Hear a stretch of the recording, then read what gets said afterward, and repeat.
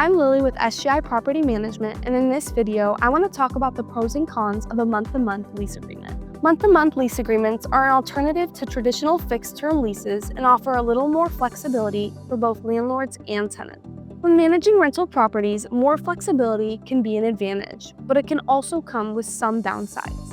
A month-to-month lease agreement is an agreement that automatically renews each month, unless each party gives 30 days notice to terminate. Instead of committing to a full year, the lease just renews every month. This can be helpful in certain situations, but it's important to weigh your options and objectives for your property.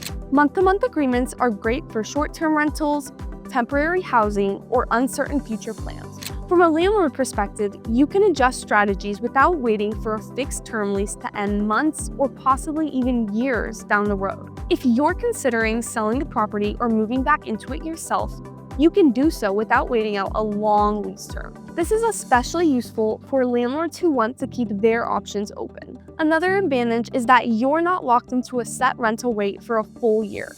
You can make more frequent rental price adjustments based on changes in the market. If rents are rising in Phoenix, you can increase the rent sooner rather than later. You also have the option of not keeping a problem tenant that isn't paying rent on time or is not keeping the property in the best physical condition. After providing the required notice, you can end the lease and find a new tenant without having to endure months of frustration. You can also attract different types of tenants, such as students, traveling professionals, or people in transitional phases who prefer to not be locked into a long lease. Now, one challenge with month-to-month leases is they can lead to more frequent vacancy. If you're constantly searching for tenants and dealing with turnover, it can be frustrating. That's where a property management company can help. At SGI, we specialize in reducing vacancies and handling the day-to-day management so that you don't have to. So, what are the cons of a month-to-month agreement? One downside is the unpredictability of rental income. Since tenants can leave with just a 30-day notice, you might find yourself scrambling to fill the vacancy quickly. This can create gaps in your rental income due to more vacancy time.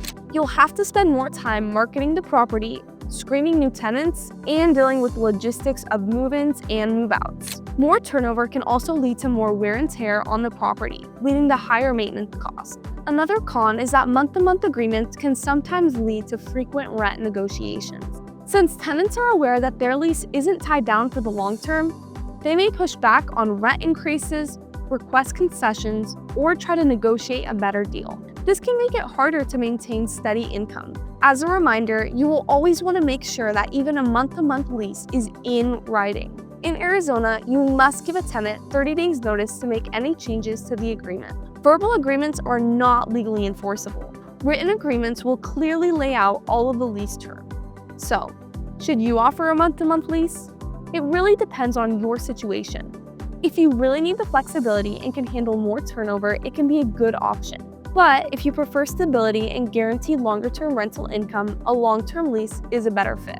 So think about your goals as a landlord and the market conditions in your area. That's it for this video. I hope it helps.